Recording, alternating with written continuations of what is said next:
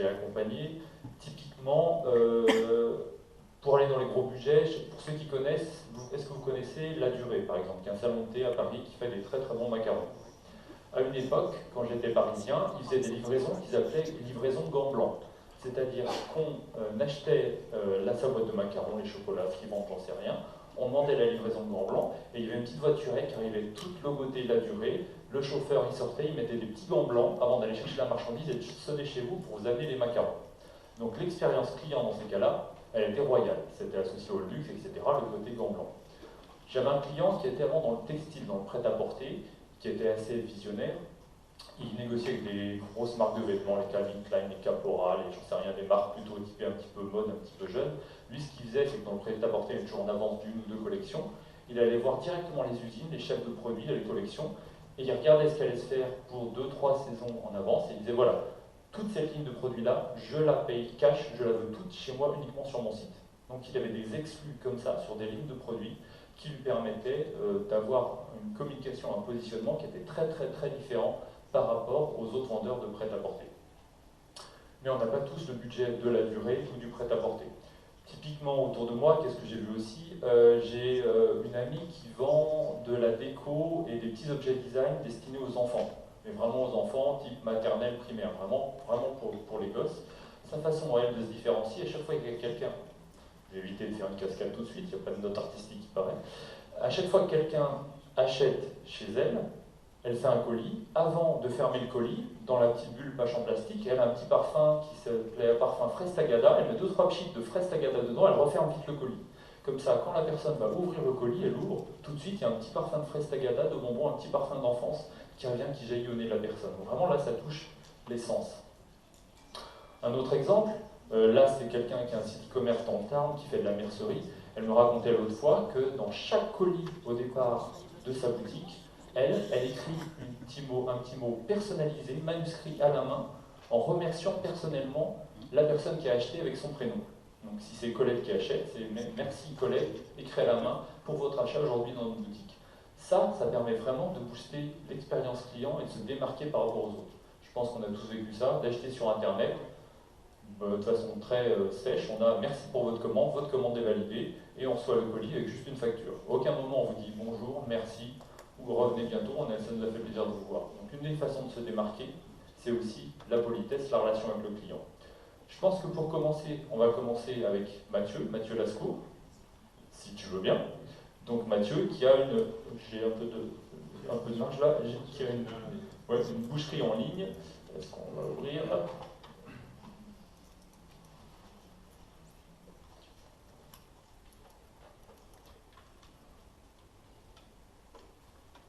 Je te laisse prendre la main. Alors bonjour à tous, donc moi c'est Mathieu Lascour, je suis gérant de l'entreprise Maison Lascour. Bon, volontairement j'ai mis que le nom pour commencer parce que je vais vous expliquer un petit peu la procédure, enfin le fonctionnement que nous on a adopté et les étapes qu'on a traversées. Typiquement, nous on s'est lancé sur internet il y a maintenant à peu près 8 ans. On était quasiment les premiers à être sur le marché de la viande sur internet. On devait être une toute petite dizaine d'acteurs à ce moment-là à pouvoir distribuer de la viande en ligne. On n'était pas énormément car à ce moment-là il y avait beaucoup de contraintes, notamment de rassurance client pour un type de produit frais. Les logistiques n'étaient pas forcément adaptées, donc on était très peu. Sachant que nous on est quand même une maison, on s'est lancé sur internet, on est une maison qui a de 90 ans. Donc il a fallu aussi qu'en interne, on rassure tout le monde pour se lancer sur le web parce que tout le monde n'était pas partant. Donc ça, ça a été mon travail. Et donc il y a maintenant 8 ans, il est arrivé, mais comment on fait pour passer? Mais tout le monde n'y a pas cru forcément de suite, donc on n'a pas appelé le site internet Maison Lascour, on a appelé Délice Viande. On a volontairement choisi un autre nom. Pour, si jamais ça ne marchait pas, on l'abandonnerait et ça n'aurait pas mis un autre nom. Voilà pourquoi on avait choisi Délice Viande au départ. Donc ce site internet qui était un site internet de vente de viande assez classique, on avait transcrit nos produits sur le site web avec les mêmes prix que dans nos boutiques, parce qu'on a 3 boutiques autour de Toulouse. Et on s'était dit, pour que le client s'y retrouve, on va faire exactement les mêmes produits au même prix. Et à mettre en avant tout ce qui est système de promotion qui, à l'époque, sur Internet, marchait très bien. Les gens allaient sur le web pour penser prix bas, promotion, etc. Donc ça a été notre politique dès le début. À ce moment-là, le modèle qu'on avait pensé, je vous parle encore d'il y a 8 ans. Donc, il y a 8 ans, on n'avait pas forcément les mêmes réflexions qu'aujourd'hui. On s'était dit, on va commencer petit, on va discuter avec les acteurs qui sont autour de chez nous, donc les entreprises, on va commencer en Haute-Garonne, autour de Toulouse, et pour quand même aller un peu plus vite, on s'est dit, on va passer via les entreprises. Donc, notre mode de fonctionnement était de démarcher les entreprises pour leur vendre des quotidiens promotionnels et que les collaborateurs de ces entreprises puissent commander par Internet. Ça, c'était le modèle de départ. Donc, ça a bien marché. On est allé jusqu'à faire à peu près 60% d'une boutique aujourd'hui normale, donc à peu près dans les 350 000 € de chiffre d'affaires à ce moment-là. Au bout de 3 ans et demi, 4 ans d'existence sur le web. Et donc on était content. Ce qui se passait, c'est que, comme je vous ai dit, on faisait travailler avec des entreprises, mais on avait aussi une réflexion de communication locale. Donc on faisait passer par les journaux, on passait par les salons, les partenaires associatifs, tout ça. Donc ça demandait quand même pas mal de temps et de présence terrain pour démarcher tout ça. Et donc il dit ça du coup. On avait un commercial qui tournait, etc. On avait quand même pas mal de coûts pour un chiffre d'affaires et une zone de chalandise qui est assez réduite. Donc on avait une belle progression de chiffre d'affaires et on bossait avec ce système. Sauf qu'il y a maintenant 3 ans, 2 ans et demi, on s'est dit, c'est bien, on a payé moyen de 65 €, on travaille, il y a du volume, mais quand on regardait les chiffres à la fin de l'année, on était en perte. Tout simplement, plus on travaillait, plus on faisait du résultat négatif. Tout ça pourquoi parce que au départ, on avait peut-être mal pensé au concept. C'est pour ça, je vous explique une expérience que j'ai vécue, c'est qu'au départ, on a voulu aller très vite, et donc du coup, on s'est lancé sur le web avec les mêmes produits sans forcément réfléchir à ce que le client m'attendait, donc ça rejoint un petit peu ce qu'on disait tout à l'heure, à ce que le client m'attendait vraiment, et comment on allait se différencier de la concurrence. Aujourd'hui, on avait copié comme tout le monde faisait, on mettait nos produits sur Internet et on vendait. Donc, il y a 2 ans et demi, on s'est dit, qu'est-ce qu'on fait? On arrête le site web et on reprend ce qu'on savait faire avant. On essaie de se démarquer de la concurrence. Donc, on a volontairement essayé de trouver des solutions. Donc, changement de politique ou arrêt du service. Bon, si je suis aujourd'hui, c'est que vous avez compris qu'on a plutôt réfléchi à changer la politique. Donc, il y avait 2 dilemmes, soit vers le bas, soit vers le haut. Parce qu'on était vraiment dans un secteur, sur des prix moyens de toute la concurrence. Vous prenez sur le prix de la viande, on était sur des prix moyens. Ni bas ni haut, on était sur. Et de qualité moyenne également. Moyen plus. Et donc, vers le bas, on a décidé d'écarter de suite parce que, on est une maison de 90 ans et donc on se dit. Pourquoi aller faire ce qu'on n'a jamais fait? Notre but était vraiment de faire de la qualité. Donc on l'a balayé. Et donc on s'est dit, on n'a qu'à faire vers le haut de gamme. Donc ce qu'on faisait déjà en partie, mais pas trop sur le web, on le faisait plutôt en boutique. Donc on a décidé de se spécialiser vraiment sur le haut de gamme sur Internet, dans la vente de biens. Donc c'est devenu, donc Déguisé est devenu maisonlascour.fr. Et donc on a utilisé tout le logo adapté à toute l'entreprise. Donc aujourd'hui, ça c'est notre logo qui est également le logo de notre site web et le nom du site web marchand et le nom de notre entreprise. Donc aujourd'hui, qu'est-ce qui s'est passé concrètement? Il y a 2 ans et demi, on est reparti d'une feuille blanche. Les concepteurs du site Kravis qui sont ici peuvent en être témoins. Du jour au lendemain, on a perdu 90% du chiffre d'affaires en changeant juste de nom et de politique de prix et de produits. Beaucoup d'investissements, du jour au lendemain plus rien, c'était assez compliqué. Par contre, on avait réfléchi à un système qui nous permettait que si on travaillait beaucoup et même si on ne travaillait pas, en termes de logistique, ça nous coûterait la même chose. C'est-à-dire on avait abandonné nos véhicules pour se spécialiser, pour faire appel à une société spécialisée de transport express. Donc il ramasse les colis toujours chez nous, qu'il y en ait 2 ou qu'il y en ait 20, ça représente le même coût, c'est le coût au colis. Donc on avait quand même limité les coûts à ce moment-là. Et donc pour se différencier vraiment et pour essayer de regagner de nouveaux clients, on a fait le pari du produit. Concrètement, on s'est vraiment spécialisé sur le produit, des viandes que l'on ne trouve pas partout, que nos concurrents ne proposaient pas. Je parle de viande primée, de viande étrangères également, pas forcément que des viandes françaises, mais des viandes que on était les seuls vraiment à proposer. Et je parle quand même de viandes qui sont en moyenne entre 80 et 150 euros le kilo. Donc ça devient un produit de luxe, entre guillemets. Nous, c'est le seul moyen qu'on a trouvé pour vraiment dégager une marge suffisante pour absorber les coûts qui sont assez énormes. Parce qu'on était en perte auparavant à cause des coûts logistiques qui sont assez importants et les coûts de communication qui finalement sont assez importants sur Internet. Vous n'avez pas forcément de devanture physique, mais vous avez beaucoup de Google AdWords, la maintenance du site, le référencement naturel, tout ça, ça coûte de l'argent. Donc du coup, il a fallu qu'on adapte aussi notre stratégie. Notre stratégie, elle a été de se concentrer vraiment sur le produit, de trouver les meilleurs produits, d'aller chercher ce que les autres ne faisaient pas, et également, bien sûr, communiquer, d'adapter notre communication également haut de gamme.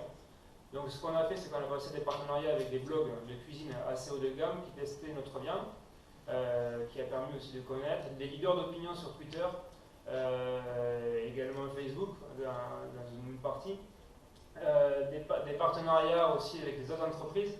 On a des partenariats Weber France, ça doit parler un peu à tout le monde, Weber les barbecues, qui sont les leaders internationaux du barbecue. On est des partenaires avec eux sur... eux, ils font des recettes en ligne, etc. Tout ça, ça vient de chez nous. Donc on a essayé d'adapter la communication haut de gamme, adaptée aux clients que l'on ciblait. Ça a très bien fonctionné. Le site étant, depuis 2 ans et demi, on fait des mois à plus de 100% tous les mois de progression, donc on est très content du changement. Et à la fin de l'année, aujourd'hui, on a réussi à absorber donc, tous nos coûts et à réussir à dégager une marge positive.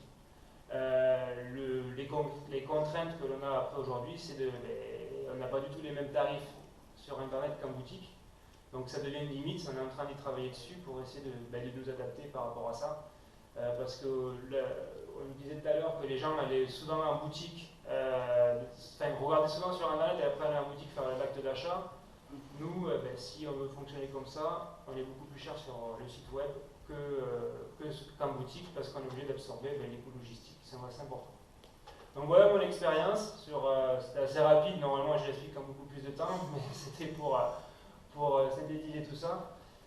Si j'avais un conseil à donner par rapport à mon expérience, c'est réfléchissez bien avant de vous lancer sur Internet parce qu'après ça coûte beaucoup d'énergie et beaucoup d'argent de se repositionner. Et surtout, essayez de vous différencier par le produit, c'est la valeur sûre, le produit. Pas forcément le service qui peut y aller. On parlait des gants blancs, de la durée. Je suis persuadé que la durée vendait des macarons parce que leurs macarons étaient bons, pas parce qu'ils livraient avec des gants blancs. Donc je pense que le produit est vraiment la source de tout. Voilà. Merci Mathieu. En plus, dans le timing, c'est parfait. Alexandre, tu veux bien ? Je te laisse prendre une parole.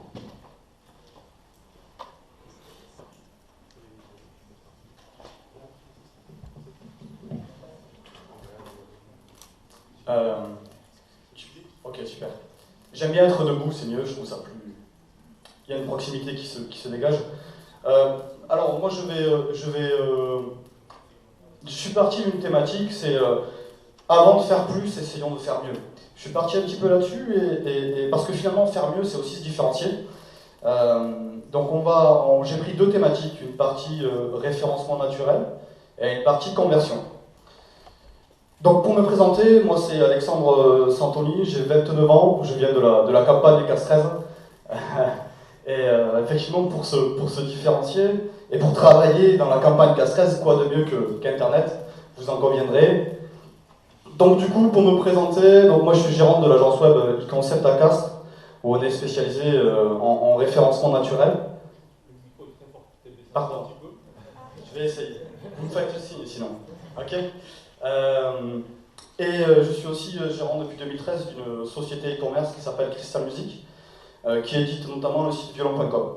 Donc j'ai cette double casquette, cette casquette agence où on accompagne des e-commerçants au quotidien et notamment sur la partie référencement naturel. Et cette deuxième casquette d'e-commerçant où on essaye effectivement, comme tout le monde, de gagner notre vie et de gagner de l'argent avec l'e-commerce. Il y a des e-commerçants dans la salle? Ouais? À part moi? Ok, pas trop. D'accord. Bon. On va faire avec. Première partie, on va parler référencement, qui est la spécialité de l'agence. Alors pourquoi j'ai décidé de parler référencement? D'abord parce que c'est l'une de mes spécialités, et ensuite parce que c'est quand même l'un des leviers forts, c'est-à-dire que le search aujourd'hui et Google Search, c'est ce qui ramène en général le plus de visiteurs. Donc c'est difficile de s'en passer, sauf à mettre des budgets incroyables sur des campagnes AdWords notamment. Et aussi parce que aujourd'hui, qu'est-ce qui se passe? Le référencement naturel est de plus en plus complexe. Google met en avant ses propres services, vous l'avez tous vu, hein, la pub à mots, elle prend un encart monstrueux, il y a du Google Adresse, il y a du Google Images, il y a du Google Shopping, il y a du Google Vidéo, il y a tout ce que tu veux, et il n'y a plus beaucoup de place pour les résultats naturels. Et aussi, il y a un deuxième point, c'est que la concurrence est plus farouche, et avec les différentes mises à jour de Google, qu'est-ce qui se passe? C'est qu'il a tendance à mettre les gros en avant, les très gros.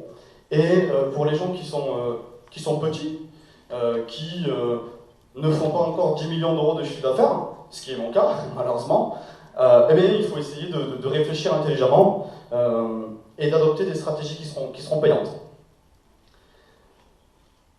Alors, la première thématique dans le référencement naturel, sur la logique de avant de faire plus, faire mieux, on va parler de la précision. Et la précision sur la partie mots-clés. Une précision sur la partie mots-clés.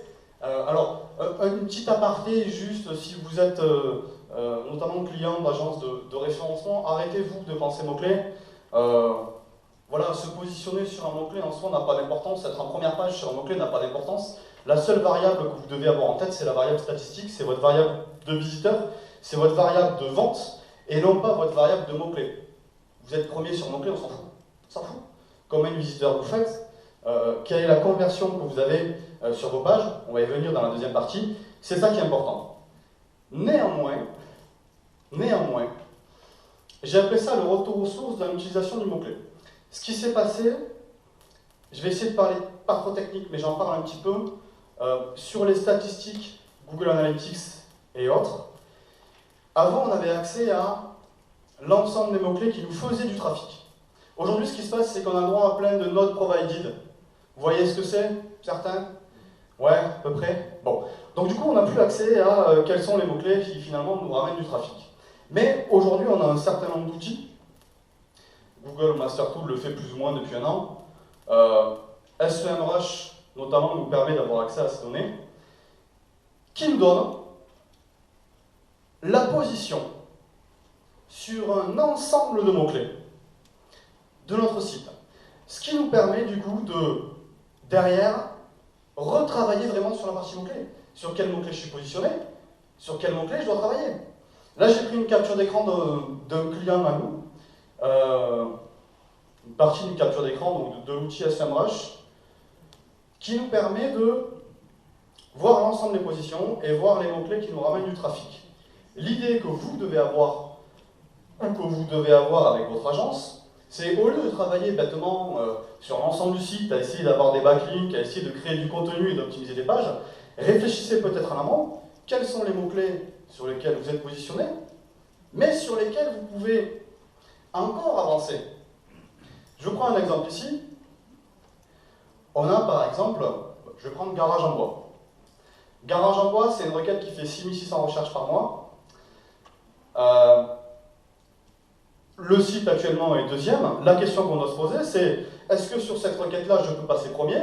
Est-ce que le concurrent qui est devant moi sur cette requête est solide ou pas? Et quel est mon potentiel de visite? Et en travaillant comme ça sur la précision, avant de faire plus, faire mieux, vous allez avoir la capacité d'augmenter facilement ce trafic. Imaginez que vous passiez toutes vos requêtes deuxième, première, que vous passez toutes vos requêtes qui sont en deuxième page, puisque cet outil peut le donner, en première page.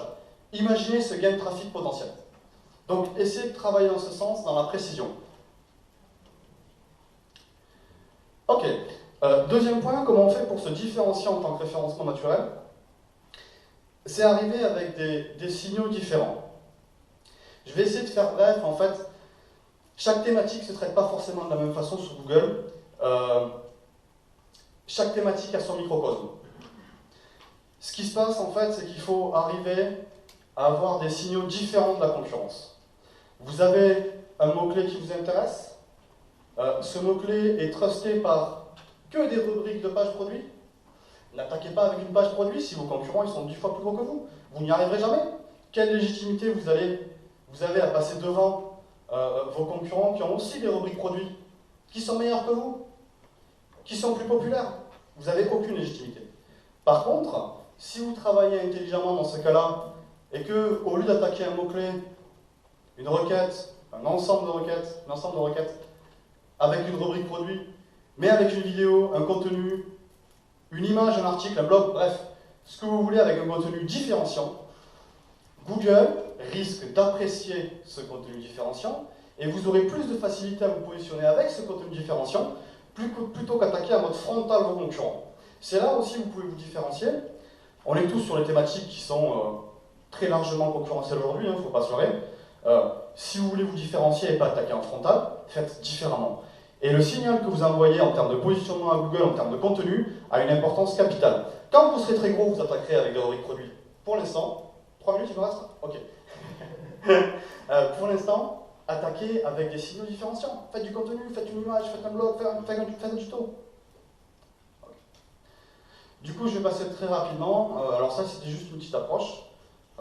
C'est un graphique d'un site qu'on... Vous voyez, on l'a monté en un mois. En un mois, grosso modo, il passe de 0 visiteur à e-commerçant girondin. Et tout récemment, je suis gérant aussi d'une société qui s'appelle Digital, qui est un accélérateur, en tout cas une pépinière liée au e-commerce. Donc on accueille, j'en parlerai un peu plus tard dans le dernier slide. Comment se différencier en e-commerce? Si j'avais la réponse, je ne serais pas là, j'aurais monté mon site et voilà, je serais milliardaire. Bon, par contre, je peux avoir quelques indices, en tout cas, de ce qui marche ou ce qui ne marche pas, quelles sont les règles et comment mettre en place ces règles-là. Donc je vais essayer de balayer les choses d'un côté moins technique que mon prédécesseur, parce que c'est pas mon métier. Mais moi, je partirai un peu du départ. Quel est le segment d'activité dans lequel on va se placer? Est-ce qu'on va se mettre dans une niche ou pas? Je peux mettre un exemple? Non, c'est l'exemple des sites. Ouais. Donc, est-ce qu'on part sur une niche ou pas? Comme on l'a vu, aujourd'hui, énormément de sites internet. Comment faire la différence? Pour moi, tout part du segment d'activité. En fonction de ce segment d'activité, des produits que l'on va distribuer, on va ou pas pouvoir adopter une stratégie qui sera différente. Donc si ça fonctionne, on va voir un exemple. Non? Je crois qu'il n'y a pas de réseau. Bon, c'est pas grave, je vais essayer de... Ouais. Donc par exemple, un site que l'on accueille sur Bordeaux qui s'appelle France Trampoline. Donc c'est une niche, un client qui vend uniquement des trampolines. Donc le trampoline c'est un petit peu particulier comme idée, mais aujourd'hui c'est vraiment un facteur différenciant. Ce e-commerçant génère aujourd'hui à peu près 2000 commandes par mois de trampolines qu'il va livrer à des particuliers sur l'ensemble du territoire européen, avec la livraison aux particuliers sur rendez-vous. D'accord ? Contrairement, si on prend l'antithèse, on va gérer aussi un client qui s'appelle Comptoir Santé, qui est le leader de la parapharmacie. Donc, parapharmacie, je distribue 13 000, 14 000 références de parapharmacie, donc un produit de grande consommation courant, que je peux trouver dans le commerce, que je peux trouver dans d'autres sites. Comment faire la différence sur ce créneau-là, ça ne sera pas du tout la même stratégie que celle adoptée par France Trampoline notamment. France Trampoline, très peu de références, mais une stratégie basée sur la spécialisation du client et du produit, le trampoline. Alors ça, c'est déjà le premier constat. Quel est le segment d'activité? Est-ce que c'est une niche ou pas?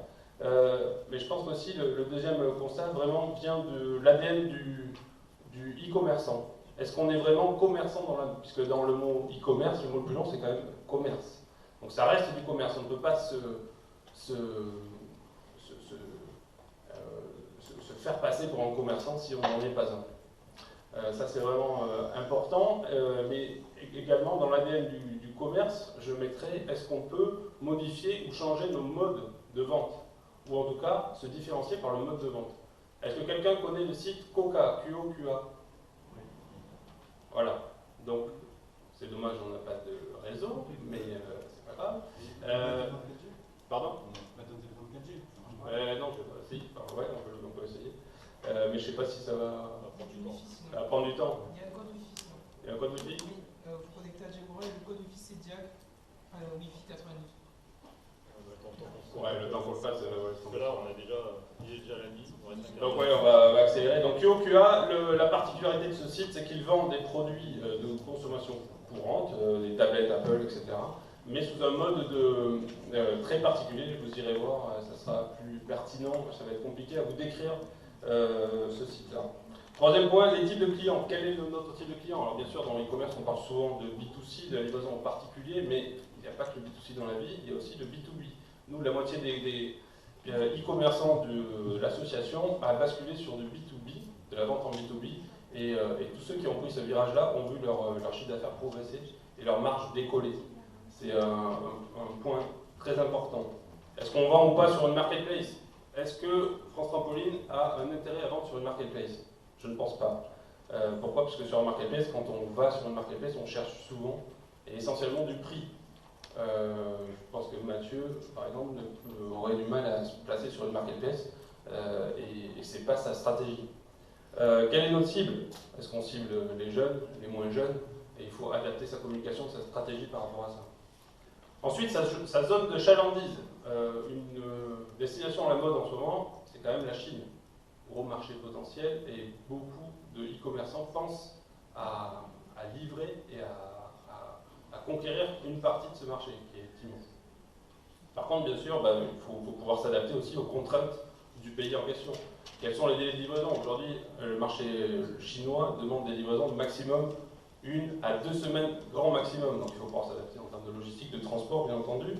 Tout ce qui concerne les douanes, tout ce qui concerne la réglementation, mais également des points plus concrets. Est-ce que le site, même traduit en anglais, correspond vraiment aux attentes du chinois?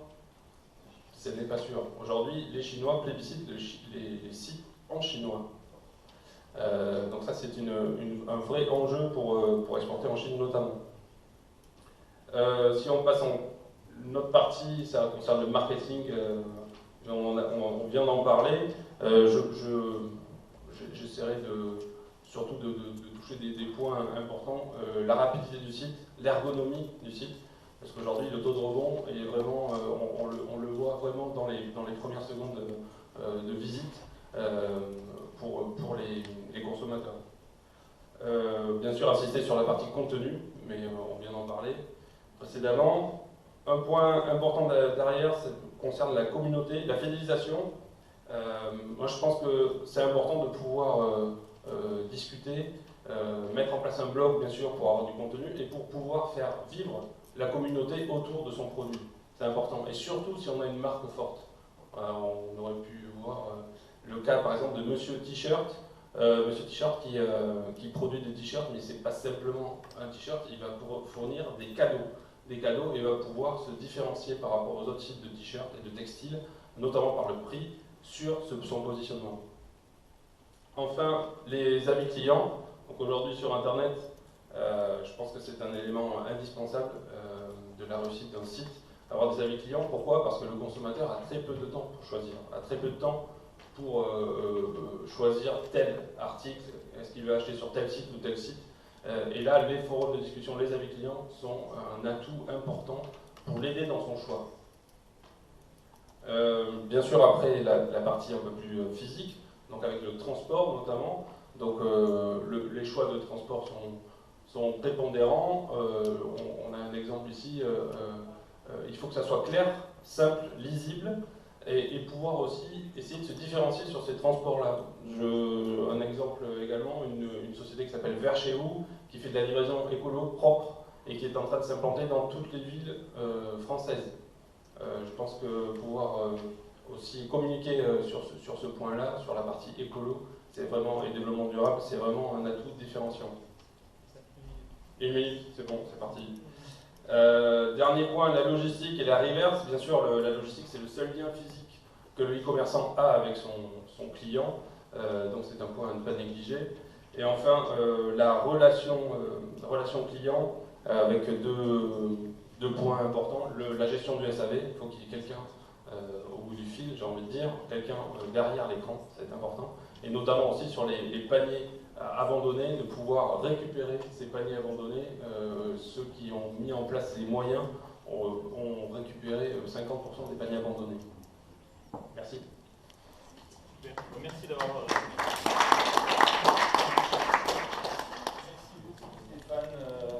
Mathieu. Et d'avoir, Alexandre, d'avoir respecté le timing, donc c'est impeccable. Il nous reste 10-15 minutes pour des échanges. Est-ce qu'il y a déjà des questions sur les interventions de nos trois speakers du jour? C'était parfaitement clair, c'était limpide, c'était merveilleux, c'était parfait. S'il n'y a pas beaucoup de sites internet présents, est-ce qu'il y a des porteurs de projets?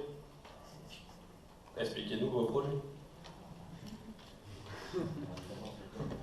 On va peut-être pas faire d'espionnage techno, il y en a qu'on fait, on verra ça en one-to-one par la suite. Donc, c'est vrai qu'on a vu différents types de positionnement, on en a parlé. Typiquement, il y a des différences de différenciation par le design. Un des meilleurs exemples, il y a quelques représentants ici, je l'ai vu, c'est les clients d'Apple. Je veux dire, le design, c'est la base, et l'expérience utilisateur, c'est la base des produits Apple qui fonctionnent très très bien. La différenciation de positionnement, ce qu'on a évoqué aussi avec nos intervenants, typiquement en France, il y a eu Vente Privée qui est un des premiers. Il se positionnait de façon très très très différente sur le e-commerce. C'est différencié par les communautés. Est-ce que, je ne sais pas, sur nos trois intervenants, vous avez des exemples de différenciation réussie en basant sur les blogs, les réseaux sociaux, sur les communautés très très fortes? Ouais, on a un client un nouveau client qui fait uniquement son business aujourd'hui autour de cette notion de communauté, qui effectivement a accroché un certain nombre de blogs, qui a accroché un certain nombre de personnes sur les réseaux sociaux. Ils travaillent beaucoup en relation notamment avec ces blogs, qui leur font des articles maintenant sans qu'ils demandent rien du tout. Et ils vendent qu'avec ça, qu'avec ces sources de trafic, ou presque, j'exagère un petit peu, et qu'avec cette clientèle qui est absolument fidélisée. Donc ça marche, hein, bien sûr. Ouais, mais par contre, avec un produit différenciant, pour moi je complète en fait, parce que ça va de pair, hein, quelque part. Hein. Pas de produit différenciant, difficile d'avoir une communication différente. Qui sont des box dans le domaine de l'alimentaire. Des box alimentaires, donc livraison régulière tous les mois. Voilà, exactement, avec une communication du coup associée à leur produit qui est différente et qui cartonne. D'accord, super. Différenciation par le service client, un des gros exemples qu'on a aux États-Unis, c'est Zappos, pour ceux qui connaissent, c'est le site de livraison de chaussures, où ils partent du principe que, il n'y a déjà pas de script écrit pour répondre aux clients quand ils ont des questions. Tout se fait en adaptation parfaite à la question du client, et il n'y a pas de limite mise au conseiller entre guillemets du call center pour répondre aux clients. Plus ils passent de temps avec les clients, mieux c'est, mieux ils ont fait leur boulot. Ce qui n'a rien à voir à l'expérience que vous pouvez avoir si vous téléphonez à votre service téléphonique ou, je ne sais rien, à votre banquier, etc. Donc on est vraiment sur des positionnements qui sont très très très différents. Est-ce qu'on peut se différencier par les modes de paiement? On l'a évoqué un petit peu. Est-ce que typiquement un paiement avec les bitcoins, avec la sol violette, c'est des choses qui sont intéressantes, qui peuvent générer du business?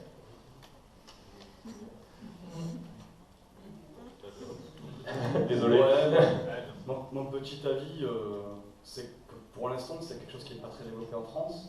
Se différencier aujourd'hui, c'est compliqué. C'est toujours pareil, il faut avoir le produit différenciant. Je pense que si on vend des produits qui sont standards, du tout venant, c'est compliqué d'attaquer avec des paiements différenciants comme le Bitcoin. Après, si on est sur les thématiques un peu plus connexe et un peu plus hard, peut-être que.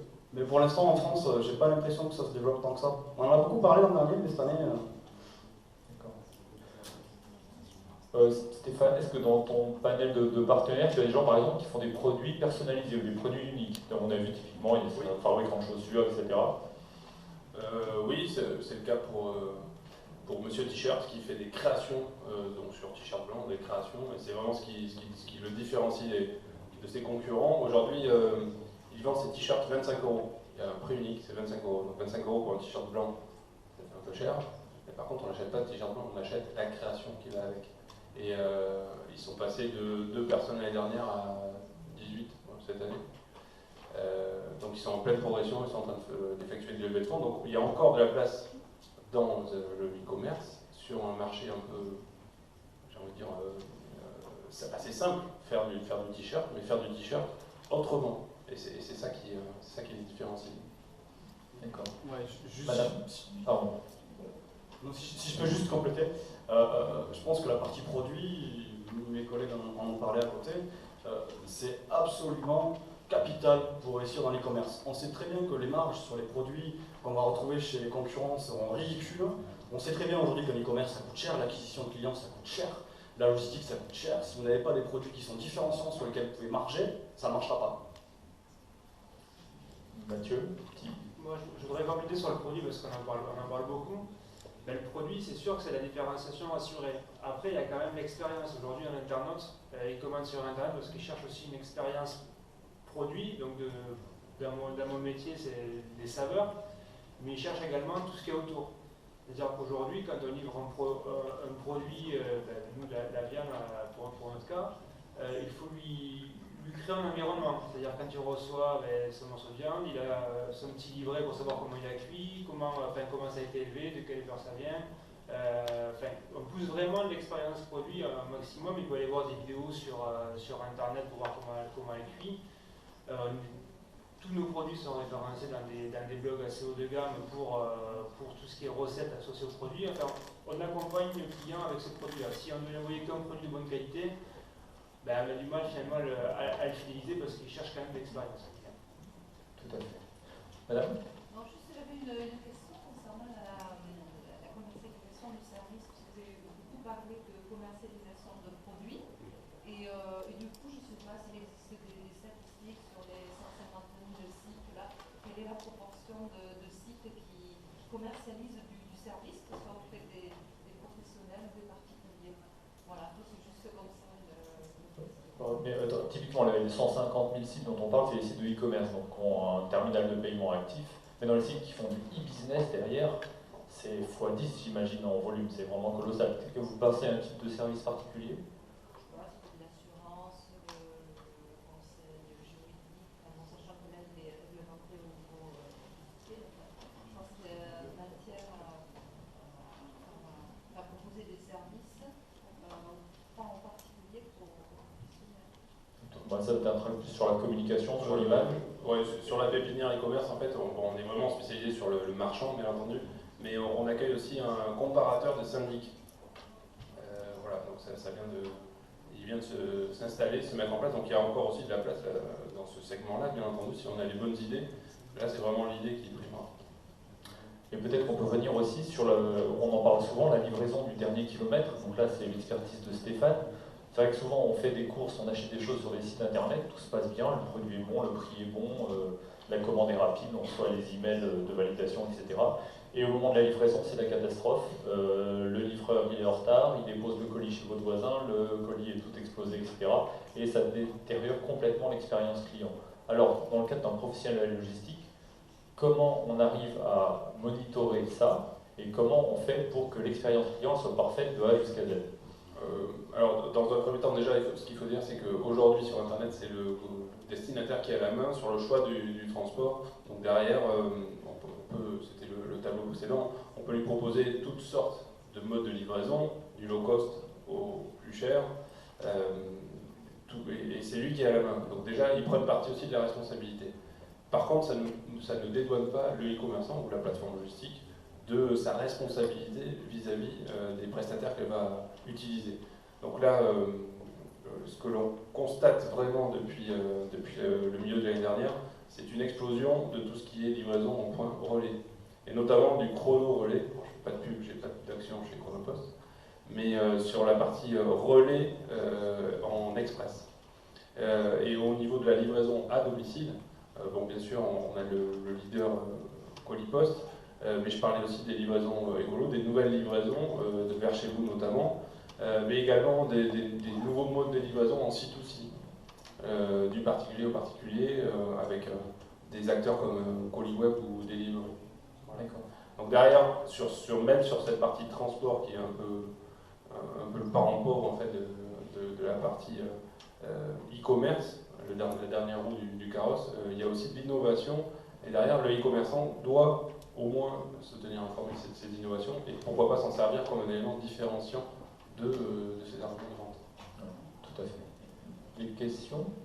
Monsieur? Une dernière, par rapport à la notion de produit et de service, moi, je suis assez étonné, parce que pour moi, le produit est au service du service. Quand vous disiez, vous parliez d'expérience produit, au fond, vous rendez un service, et donc je vous questionnais là-dessus, c'est vous rendez un service à votre client, et au sein de ce service, vous avez un produit qui est une viande de qualité avec une promesse associée. Donc, je ne comprends pas l'opposition qu'on peut avoir entre service et produit. Pour moi, il y a un service et le produit associé au service. Qu'est-ce que vous en pensez? Non, mais je suis d'accord à ce que vous dites, c'est un service global. Mais tout à fait. Mais on parle de l'élément de différenciation principale. C'est comme on disait tout à l'heure, le client il recommande chez moi parce que ma viande est bonne. Si le service était le meilleur et que ma viande n'était pas bonne, il ne recommanderait jamais. Par contre, le cas inverse, si ma viande est très bonne, le service moyen, il y a quand même une chance, je pense qu'il y a quand même une chance qu'il puisse recommander. C'est pour ça que j'ai insisté sur le produit, mais vous avez raison, c'est un package que l'on vend, produit et service.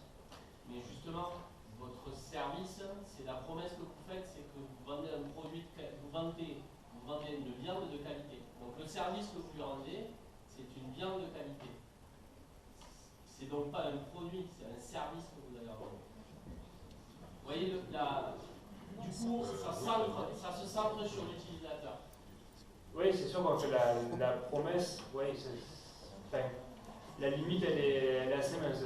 La limite est assez mince, mais du coup, la grosse difficulté qu'il y a, c'est que dans votre cas, c'est certes, si on prend le cas de produits qui ont été faits par des ingénieurs à une époque, c'est qu'ils produisaient un produit, mais qui ne rendait pas service à la société, ou alors qui n'était pas du tout ergonomique, qui n'était pas intuitif, et qui au fond n'était pas acheté. Donc de penser service en projet et de produire quelque chose qui répond au service, ça facilite l'expérience client globalement. D'accord, c'est ce que je disais aussi dans mon intervention, c'est que le positionnement et de se mettre à la place du client est primordial au départ. On ne peut pas vendre un produit qui ne correspond pas, bien sûr, il peut avoir le meilleur produit du monde, mais si le marché ne l'atteint pas, ça ne sert à rien de le faire. Là on est d'accord aussi, c'est sûr qu'il faut bien se positionner. Dépendance. Et il va rendre trop d'un exemple sur les sites de bricolage, le Roi Merlin, Castorama, etc., qu'on fait des communautés dédiées au bricolage, au poste de parquet, au lambris, à la peinture, etc. Et ce que se fait, c'est les utilisateurs des sites, avec des modérateurs bien sûr, qui viennent répondre aux besoins, aux conseils de bricolage à la place des vendeurs qui sont dans les grandes surfaces. Je pense que le web ne peut pas remplacer le physique, en tout cas pas pour le moment. Par contre, tout évolue, notamment avec la technique, et si on prend, si on s'était dit il y a encore 5-6 ans, je vais bientôt pouvoir commander mes lunettes de vue sur internet juste en ayant une impression 3D de mon visage pour voir si elle me va bien, en pouvant faire de la rotation 3D sur l'écran directement et pouvoir la commander directement sur internet et la recevoir le lendemain. Je pense qu'on nous aurait pris pour des fous. Donc oui, tout vient, tout se met en place. Il faut laisser un peu faire la technique, mais elle avance très vite. Donc il n'y a pas trop de frontières. Super. Pour conclure, tout repose sur l'expérience utilisateur. Vous avez des clients. Vos clients, il faut les surprendre, il faut les chouchouter. En bref, il faut les aimer. C'est les bases du marketing et ensuite tout se passera bien. Voilà. Merci à tous pour votre présence.